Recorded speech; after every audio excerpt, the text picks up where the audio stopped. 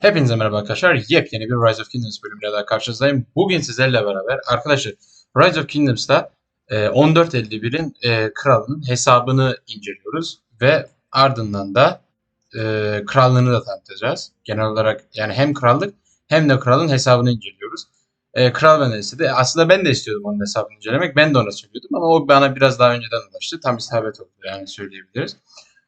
Diliyorsanız da hemen videoya geçelim ama lütfen geçmeden önce destek olmak amaçlı like atıp kanala abone olmayı da unutmayın. Teşekkürler şimdiden yapanlara. Şimdi hesabın günü 1520 yani 1500'e yuvarlayalım. 1500 günlük bir sweep hesapta gördüğünüz gibi. Ondan sonra profili hemen göstereyim. Şöyle bir güzel bir profili var. Hani hem dekorasyon hem de kill point açısından. Ben Atilla'yı şahsen tanıyorum. Hani çok konuşmuşluğum vardır. Büyük ihtimalle bir sonraki KVK burayı 11 yapar rahatlıkla. Ondan sonra istiyorsanız hemen çantaya girelim. Burada VIP puanları. Bunlar çok da önemli değil. Sweep olduğundan dolayı. Kaynaklar şöyle 7-4, 6-6, 6-3. Altının az ama bu standart yani her hesapta öyle. Hızlandırma da şöyle. Eğitim 71 gün. Genel hızlandırma 622 gün. Bunu zincir barbar yaparak kasar kendisi. İyileştirme de 30 günlük bir şey. Ondan sonra rezerveler vesaire. Burada %50 bir şey yok maalesef ama bakalım. Neyse.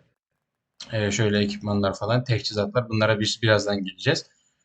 Eylem puanlarını görüyorum burada. Eylem puanlarını şimdi kafadan hesapladığım zaman yani çok böyle sıralamaya misal örneğin oynayamaz ve genel olarak da ne kadardı? Bir dakika.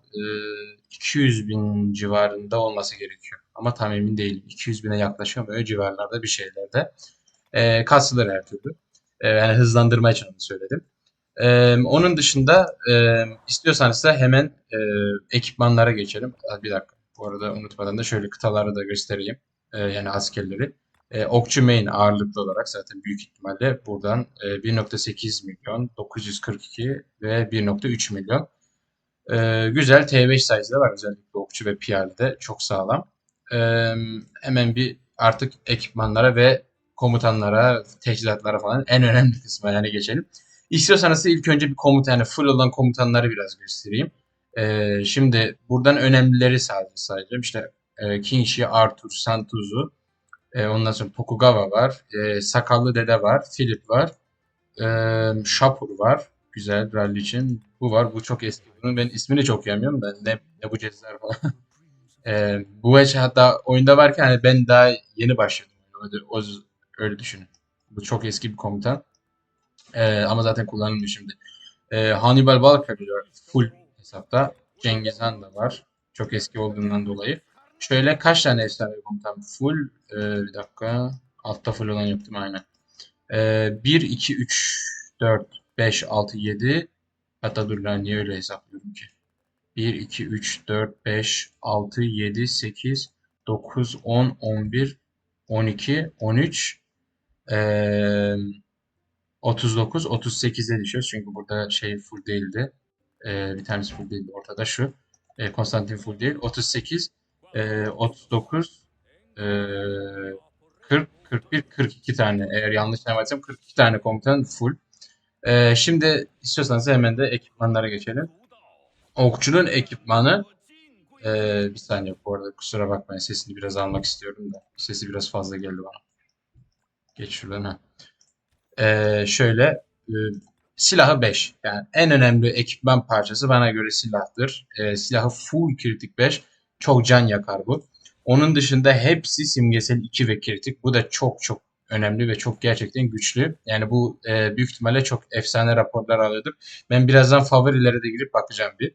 Ee, şey Öfke borusuyla ismini unuttum ya. Öfke borusuyla zevval yüzüğü. Bunlar da simgesel yok ama kritik. Bu bile yeterli ve iyidir.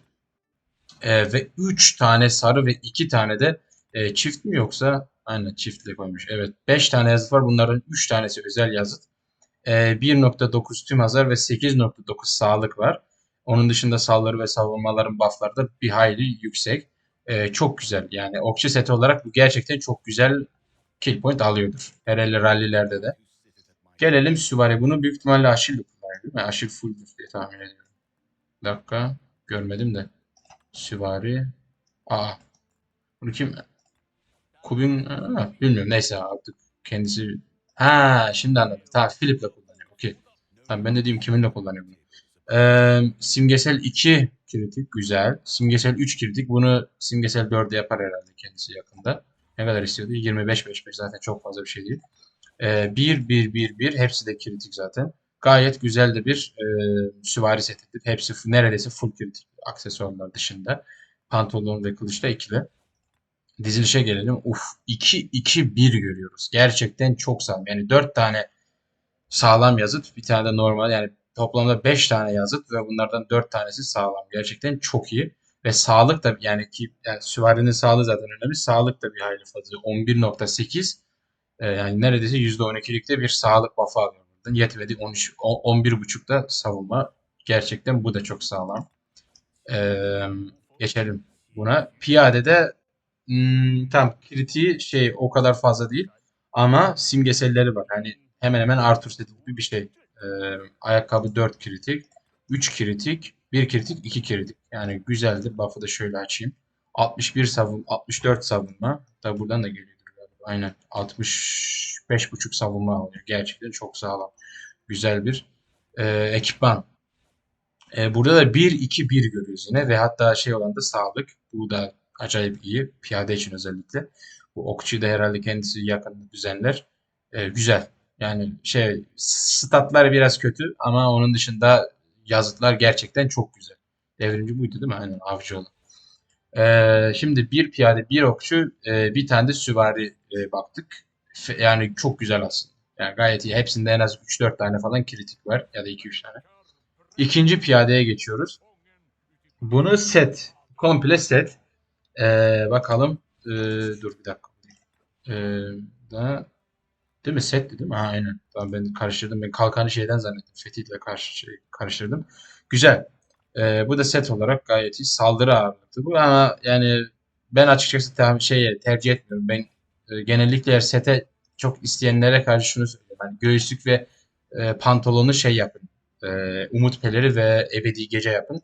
Ama yani set olanları da tercih ediyor. Yani her türlü iyidir. Aslında fena değil de ben yine de öyle söylüyorum. Neyse. Genel olarak yani sarı güzel bir tane daha sarı set ve bir tane efsanevi yazıt var. Onun dışında 3 tane de normal yazıt. Sağlığı da gayet iyi. Statı bu sefer çok güzel. Ragnar'la büyük ihtimalle Scipio'yu kullanıyordur diye tahmin ediyorum. Aynen. İkinci okçu mu? Oo, vay maşallah. İkinci okçu hançeri kritik. Üstüne bir de bu da var. Bunu aslında şeye vermesi gerekiyordu da. Bunu aslında bununla değiştirmesi gerekiyordu. Büyük ihtimalle kritik olduğundan dolayı değişmiyor. O da olabilir. Eldiveni kritikti. Onun dışında yani normal simgesel bir okçu seti gayet iyi. Yani ejderha seti. Her türlü iş yapar. Bunu kimle kullanıyor bilmiyorum ama e, yani her türlü iş yapar zaten. Zaten büyük ihtimalle kendisi de pop-up'ları çektiğinden dolayı. Altıncı kıta ve ikinci süvari. Ee, Bir dakika. Dörtlü. Ha, bu biraz şey karışık olmuş. Şimdi bak arkadaşlar hepinize bu arada hani izleyen herkese asla bu şey yapmayın. Hani büyük ihtimalle kendisi bunun zamanı geldiğinde ayrıştırır zaten. Hani bunu yapmayın. Bunun hiçbir şey yani bu ve bir de şey vardı. Neydi bunun ismi ya? Gölge şeyi Gölge Lejyonu muydu? Neydi? Bunun siyahı vardı. %12 saldırı veriyor. Süvari'nin iki tane gerçekten çok kötü ekipmanları var. İkisinden bir tanesi bu. Diğeri de o siyah olanı. Bunları asla yapmayın. Yani bunun yerinde şafak külük. Hatta bunun moru bile yani süvarinin mor şey var ya pantolonu. Mor kritiği bile bundan çok daha fazla iş yapar yani. Onun için asla bunu yapmayın ama onun dışında hani ebedi geceyi değiştirsin. Gayet iyi bir tane de aksesuar yapıştırır. Bitti gitti. Bu da normal şey işte. Buna da zaten büyük ihtimalle hiç kendisi 6 kıtada çıkmıyor. 6. kıta var da 5 kıta çıkıyor zaten büyük ihtimalle kendisi. Garnizona bakalım. Sakallı dedeyle kimi kullanıyor ki? Bakalım. Heraklis'e diyor mu? Heraklis'i görmeyince ben bile. Okey. Yani genel olarak da gördünüz işte. Sağlam aslında bir sırf hesap sayılır. Özellikle King Shin setine gerçekten çok hayran kaldım. Çünkü e, yani her birimin özelliği var bu oyunda. Şimdi şey demiyorum hani okçu piyade, piyade süvari, süvarinin okçuya karşı üstünlüğü bundan kastetmiyorum. Yani örneğin süvari nedir? Süvari hızlı ve süvarinin işi aslında rallidir. hem hızlı, hani alanda hızlı hareket ediyor, hem de rallidir. Yani rally dediğimiz süvaridir. Yani okçusu var, piyadesi var ama rally süvarinin işidir. Atilla Subutay. Garnizon dediğimiz piyadenin işidir. Ama okçu, yani alan gerçekten okçuya ait. Çünkü yani okçunun vurduğu alanlar gerçekten, yani 6 kişi bile bazen size fokus attığı zaman, ben bazı kendi arkadaşlarımı, tanışlarımdan gördüm. Hani adama 6 kişi 7 kişi fokus atıyor King'çesine, herif yine de sağlam rapor alıp çıkarıyor. Neyse, onun dışında aynen en önemli şeyleri gösterdik hesap hakkında galiba. Unuttuğum bir şey kalmamıştır inşallah. Değil mi? Aynen. Gelelim artık krallığın kendisine. Şimdi ben hem yani kralı ben zaten tanıyorum kendim bir süredir. Onun dediklerini de söyleyeceğim sizlere. Şimdi bir kere krallık, şöyle hatta üyeleri de açarak göstereyim. Bir saniye. Şöyle, kendisi kral. Böyle liderlik ekibi var burada. Warrior var, bunu tanıyordum. İlk bununla konuşmuştum hatta ben zamanında. Ondan sonra işte böyle üyeleri göstereyim. Hatta istiyorsanız da KP'leri göstereyim. Burada 5B'lik bir adam var. Burada yine 5B Warrior 1B, 11,5 B, maşallah o kim ya? 7B, ondan sonra o 21B. Yani liderlik ekibi gerçekten çok iyi. 5B. Bu da bunun farm hesabı. Kralın farm, yani artık farm hesabı. Kralın yeni hesabı bu. Bu da herhalde farmı falan veya göç ettirir artık, neyse. Normal üyelerden de şöyle, oha, 18 bin, maşallah, güzel. Sağlam oyuncular var gerçekten de, gördüğünüz üzere. Şimdi krallık, arkadaşlar, savaşçı bir krallık. Yani kralın hani limitler var ama şöyle limit, free to play dost. Yani ne demek oluyor? İşte hesabınızın durumuna göre. Örneğin diyelim ki atıyorum 300 günlük hızla gelirseniz siz buraya, kimse sizden durup da efendime söyleyeyim bir KVK'da 1 BKP yapmanızı istemez. Örneğin misal olarak vereyim. Kralın kendisinden bahsediyorum. Çok gerçekten iyi bir insan. Hani e, ben çok konuşuyorum onunla. Hani ister WhatsApp olsun ister sesli sohbet olsun. Gerçekten çok iyi bir insan kendisi. Onun dışında krallık, işte hani liderlik ekibi veya genel olarak insanların hani iyi olduğunu söyledi kendisi. Hani çok cana yakın, problem çıkar, yani oyunculara problem çıkarmıyor, ne bileyim, oyuncuları ezmiyor. Valiler hakkaniyetli bir şekilde dağıtılıyor, adaletli bir şekilde dağıtıyor. Örneğin sadece liderlik ekibine paylaştırılmıyor vesaire. Böyle bir krallık ve eğer ki göç etmek isterseniz, yani eğer bir düşünceniz falan varsa veya göç arıyorsanız, göç edecek bir krallık arıyorsanız mutlaka başvurabilirsiniz dedi kendisi. Tekrar söyleyeyim, 1451 kralı ve 451, şuradan da göstereyim istiyorsanız haritadan. 1451 Atanay Atanay krallığı, biraz isim garip. Atanay krallığı. Böyle. İşte krallık ve hesapta böyle. Umarım video hoşunuza gitmiştir. Lütfen tekrardan söylüyorum, like atıp kanala abone olmayı unutmayın. Bu videoyu da eğer paylaşırsanız artık eşinizle, dostlarınızla, arkadaşınızla, artık her neyse, ve onlar da işte yayarak yardımcı olursanız gerçekten çok mutlu olurum. Kanalımın bir an önce 1000 aboneye ulaşmasını istiyorum. Bunun için de biraz çabalıyorum. İşte elimden geldiğince canlı yayınlar falan yapıyorum. Yapmaya da devam edeceğim yakında. Aynen.